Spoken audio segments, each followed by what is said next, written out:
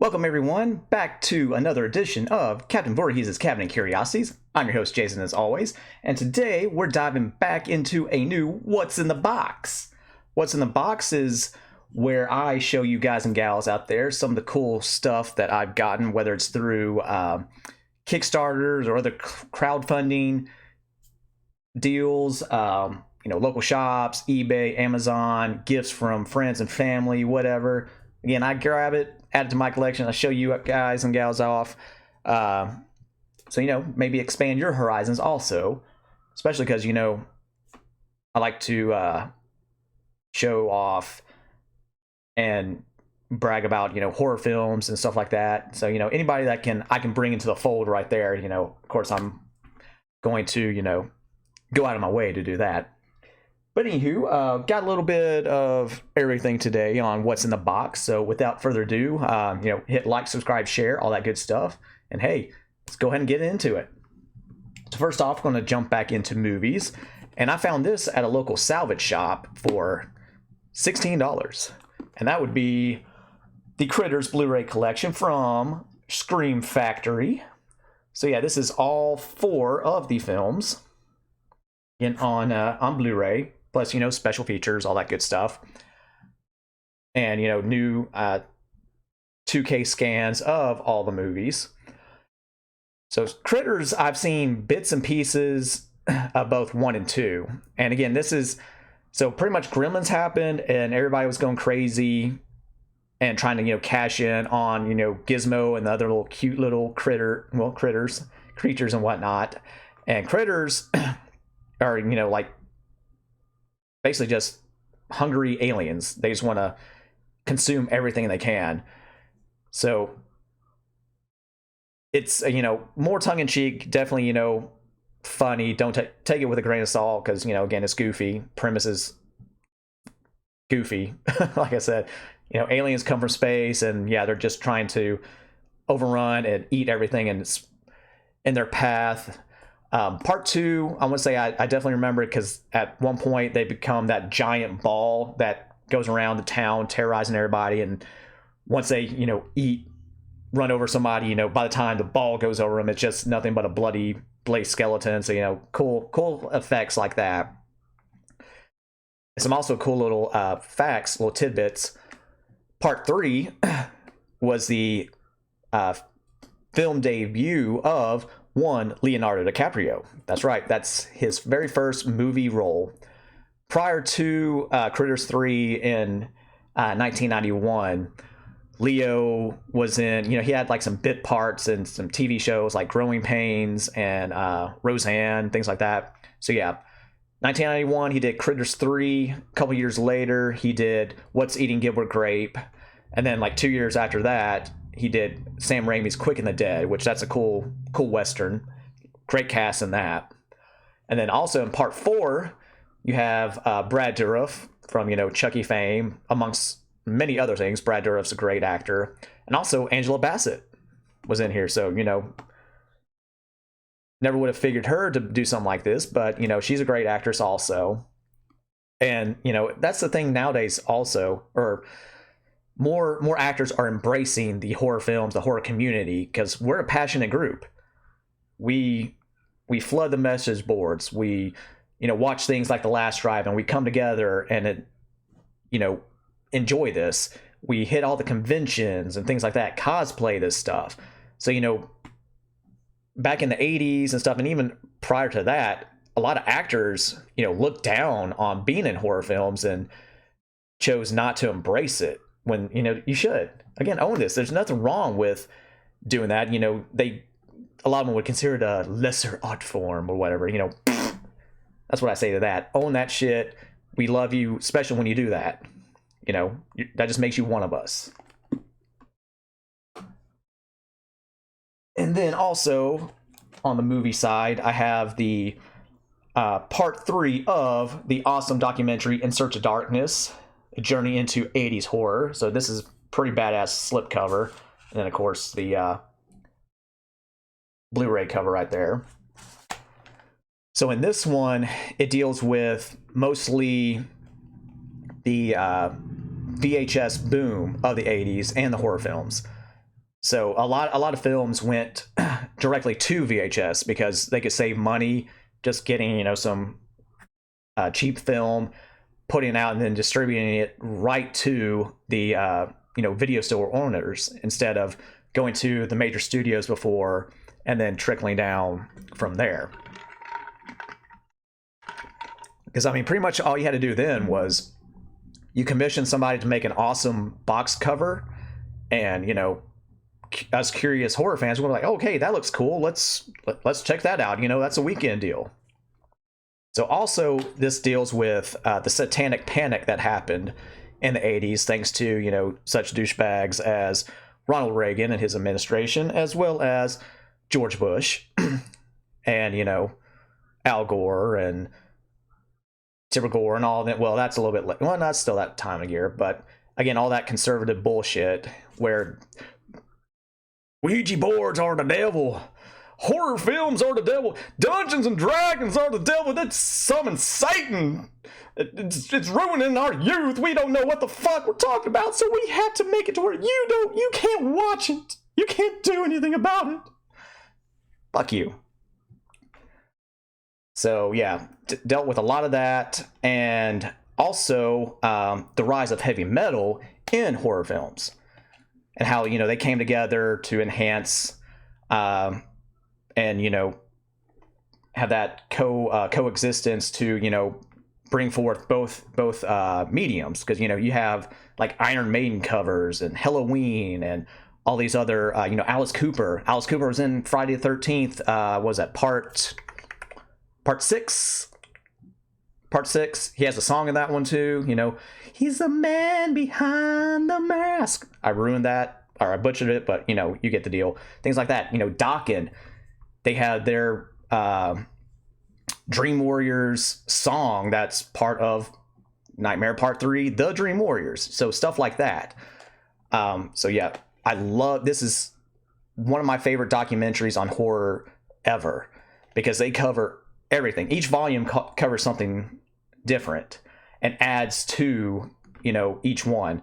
Again, I thought I knew a lot of shit, random horror stuff, but once I started watching this, I'm like, wow, I didn't know as much as I thought I did. So yeah, and I've added a lot of films from these documentaries to my collection. And yeah, again, the guys and gals that came up with this, and they did a bang up job. I'm going to leave a link in the description for them, so you can get, if you're interested, you can get it digitally. You can get the physical copies like me. Also, if you have Shudder, all three parts are playing on Shudder, so you can check it out then. Again, it's a time sync because they go in depth, and they also do interviews with certain actors and directors and stuff like that.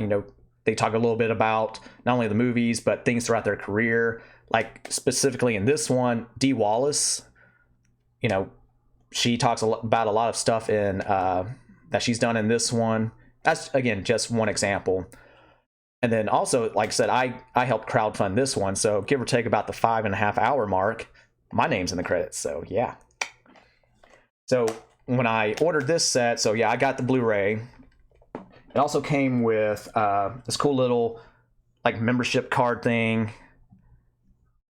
It's kind of like your Blockbuster card or whatever, and it has a QR code where you scan it, and there's discounts to other like horror related stuff, such as Fangoria, Fright Rags actually has an extended trial to Shudder on it, to mention a few things. And then also little card where apparently later this year we're going to get into the 90s horror, so hell yeah, that's going to be awesome too. So yeah, that's where you can look at it. 80s horror doc. But again, I'll leave a link in the description so you can check them out on social media. You can check that out the site if you want to go ahead and buy them yourself. There's also this cool enamel pin that's of the slip cover, the Gravedigger. If it'll get clear up a little bit. It's gonna get the glare. And also, There's 3 awesome posters as well. So yeah, we got the box art, of course. And then my favorite, you have the video store shop. And then, of course, the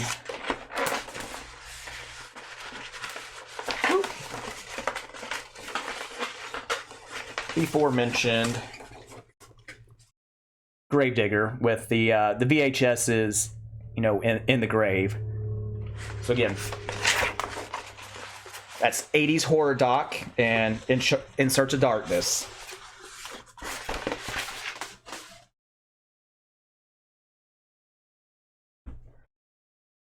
All right. Next up, we're going to get into some more tabletop gaming. So, you know, I'm big into that. And this is my latest. Definitely not the latest that came out.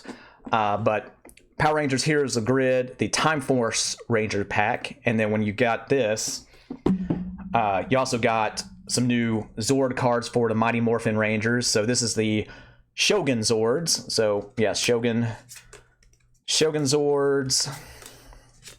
And then of course the Shogun Megazord. And then the Shogun Ultra Zord. But yeah, this was another fan favorite season. People were wanting this for a while. So yeah, the Time Force Rangers. And yeah, this is probably going to be the last one I buy from them. Not only because I'm not really familiar with some of the other stuff, especially more recent things, but also you can see, you know, right there, Hasbro. Hasbro has been doing a lot of shady, shitty stuff here recently.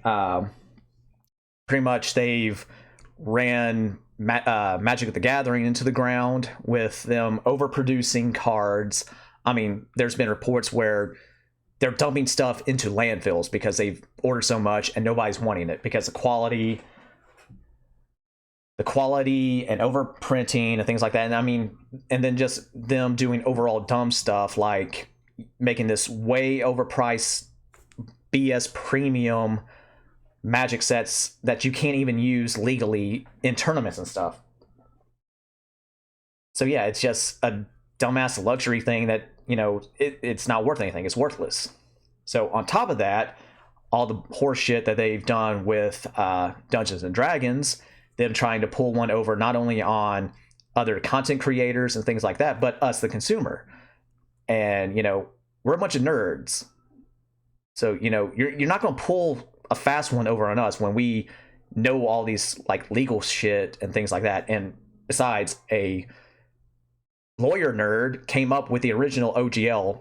So basically, they were trying to redo the OGL that was set in stone. Like you can't go back on it.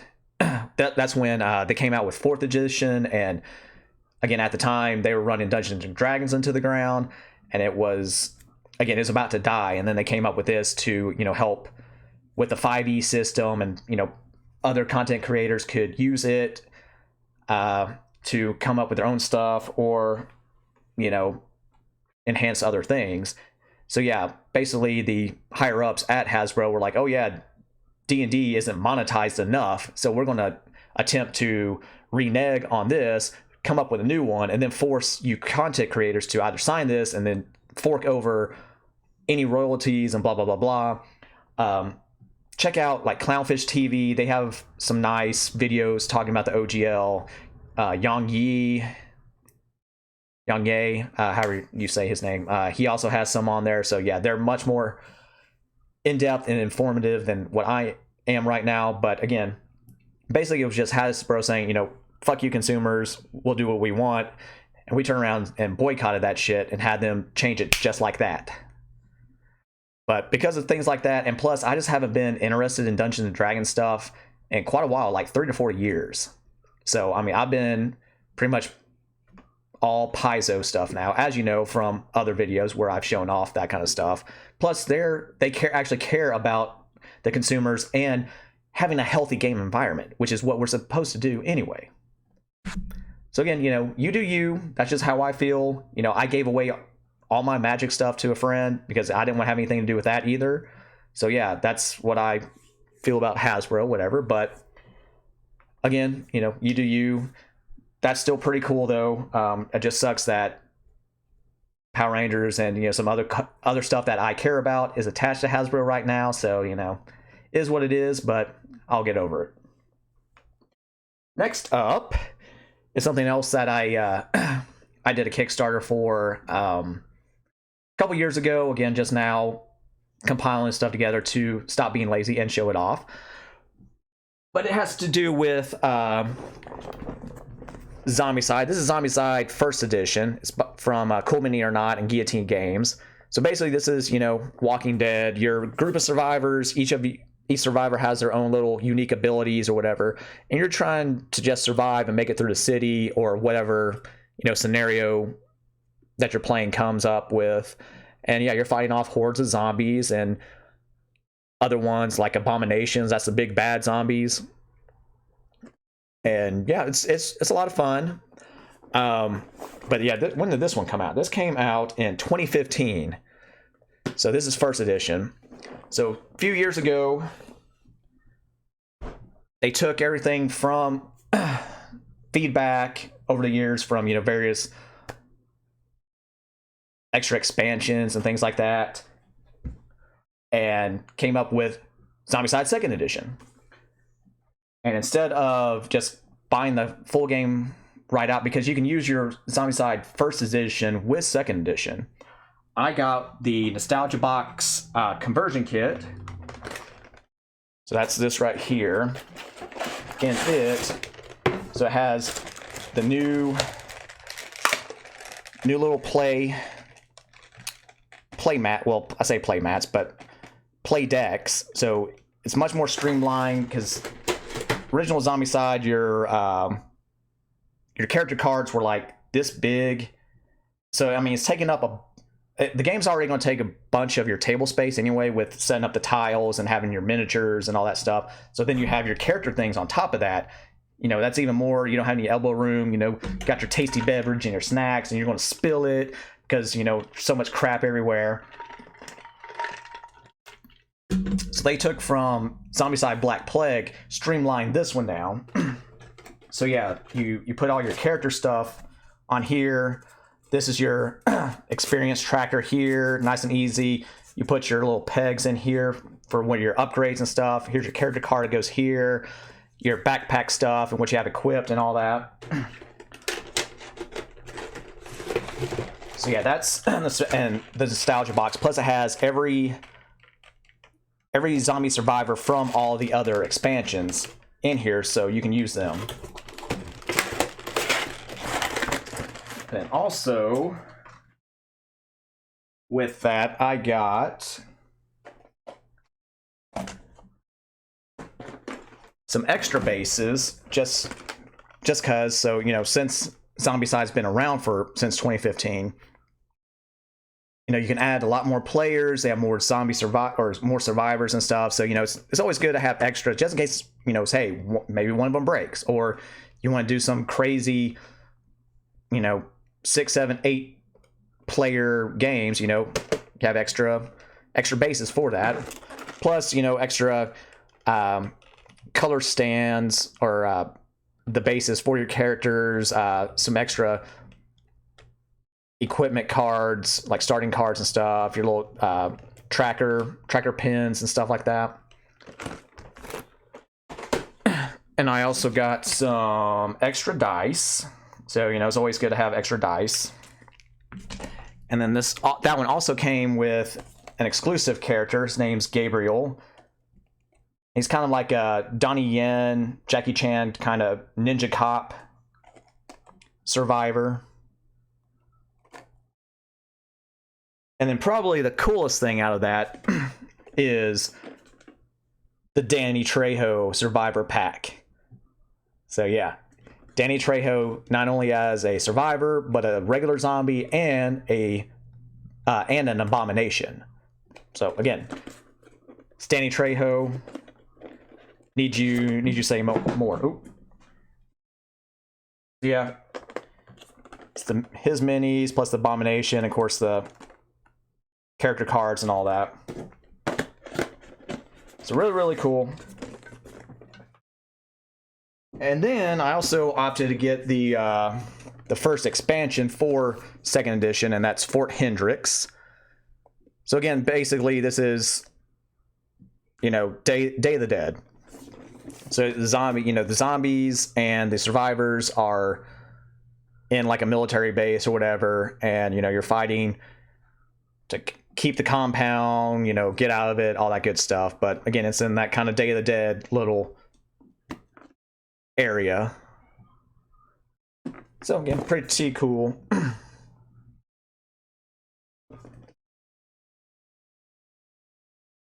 And also in Zombicide, they have, again, since they've been doing this since 2015, they have a couple little spin-offs per se. There's one that's kind of like Doom space horror kind of stuff. But before they did that, they did this right here, Black Plague. So basically this is just, you know, medieval Zombicide. And actually I like Black Plague a lot better than normal Zombicide. Because this one you get it's kind of like Diablo. You find loot. I mean, you find loot gear and stuff in that one. This one is more, you know, you find armor that you can don, various other, you know, equipment, crossbows and bows and arrows, sword, shield, all that good stuff. And then there's also like special treasure weapons too that you can find in random areas. So, you know, that's pretty cool. And again, you're in that medieval landscape too, so you know, it kind of fits zombies better in my opinion. Some of the expansions, you have like werewolves and witches and things like that. So yeah, that's Black Plague. So with it, oh, actually, I jumped the gun. I have something else for Zombicide 2E. So yeah, when you're you know, fighting zombies and abominations and ghosts and stuff, you know, who you gonna call? I'm gonna call the fucking Ghostbusters, son. So yeah, that's packs 1 and 2 plus Stay Puft Marshmallow Man Abomination. So hell yeah.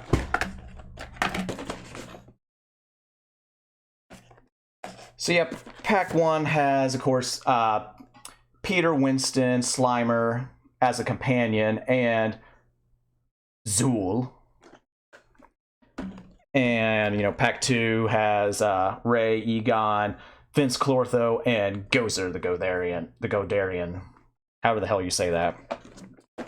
And yeah, you know, you can add Mr. Stay Puft as your big bad abomination. And also in this part of the character equipment, you have you can add the proton packs in there, so you know, that's pretty cool. A little OP weapon for that. But back to Black Plague. This came out a few months ago, I believe. I got this from one of my local comic shops. Something that's near and dear to my heart because, again, I'm an 80s baby, and this is one of my favorite cartoons growing up, and I mean, I still love it. Fucking Thundercats, son! Thundercats, son! Wow, wow, wow, wow! Thunder, thunder, thunder, Thundercats! So yeah, packs 1 and 2. So yeah, pack 1 obviously has Lion-O, Snarf, Chitara, and Slythe. Slythe is actually a good guy in this one. You can use him as a survivor. And of course the equipment cards in here that you can add to the decks, and like the special treasure areas I was telling you about. Sword of Omens, the Claw Shield, Chitara's bow staff, Slythe's enchanted battle axe. And of course pack 2 has the rest of the team, or the main team, you know, Panthro, Tigra, Wily Kit and Cat, and Jackalman, and of course their accompanying weapons and whatnot. You got the Thundercats, right? You got the mutants.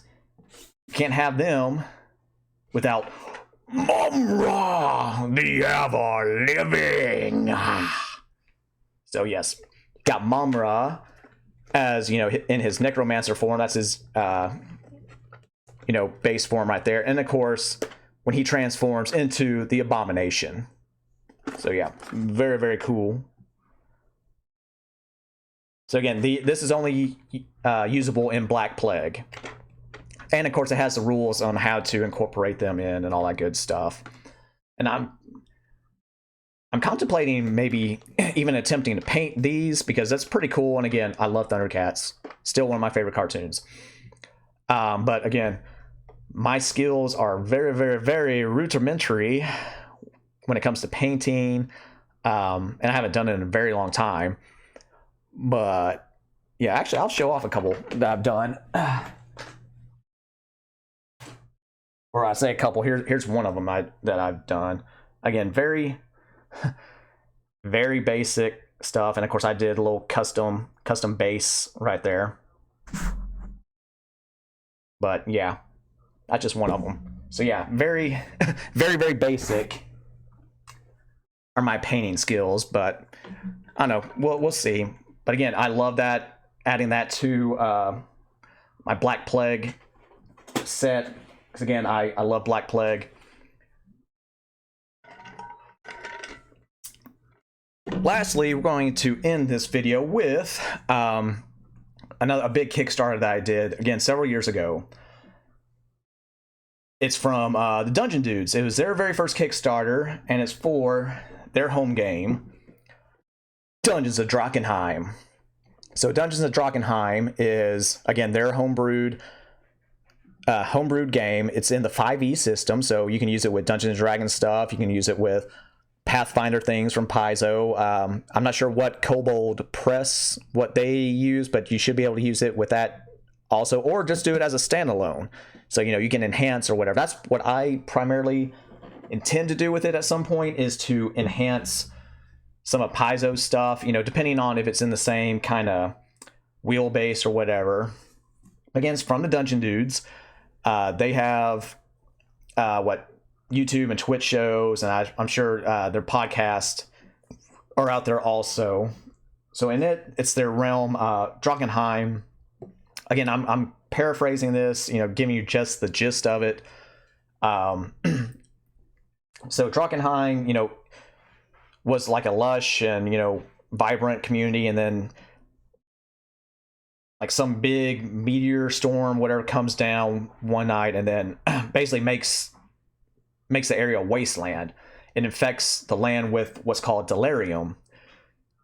And, you know, you can travel, most everything goes underground, but, you know, you can travel on top of the ground, but you run the risk of getting delirium sickness, which can be both a blessing and a curse. You can get extra powers and things like that, but you also run the risk of it, you know, infecting you too much, and you know, go insane, and it like warps your body and things like that. So, you know, you can get some various status effects and stuff like that. So, you know, that sounded pretty cool to me.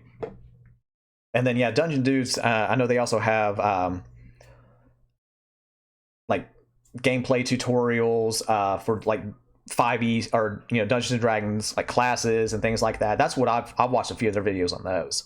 You know, like how to best do such and such character or whatever. But again, this sounds pretty cool. And in this set came with little Rat King plush from, you know, one of their characters in there. They're pretty cool. You know, I love my plushies. Also came with some miniatures of some of the creatures like this, the Delirium Dregs.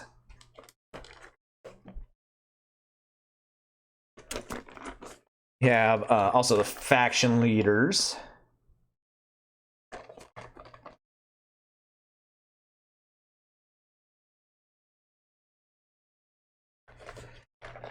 And then you have some legendary creatures. So again, they're nice and detailed. I do like that. That's cool and all. My only complaints are they're not on the bases. You have to glue them to the bases, which these ones won't be that bad. But the legendary creatures, that's going to be a huge pain in the ass, and I don't know about the stability. because like, you know, here's some of the bases, and then you got like this big fucker here, you know, the executioner.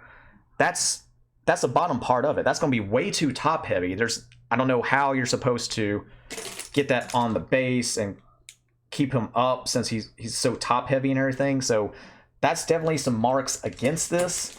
But other than that, I mean, it's very cool, highly detailed.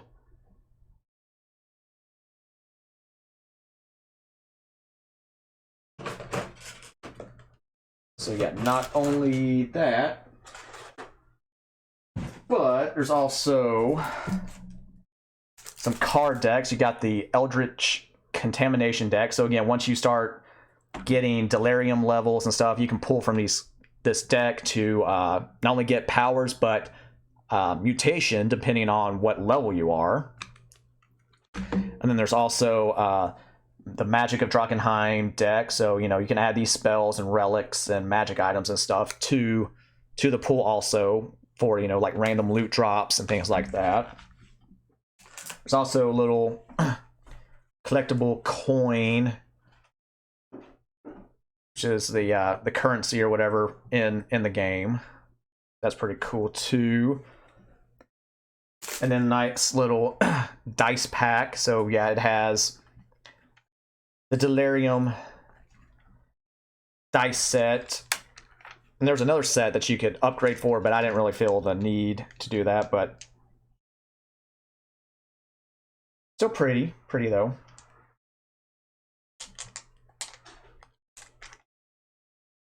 Again, nice little clasp there.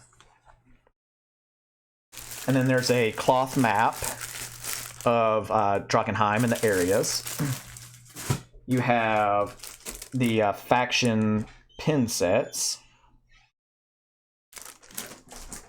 as well as, of course, the core rule book, your GM screen, and lastly, the tactical map set. So, you know, there's your map board to put your characters and bad guys and all that stuff in. So again, this is pretty cool.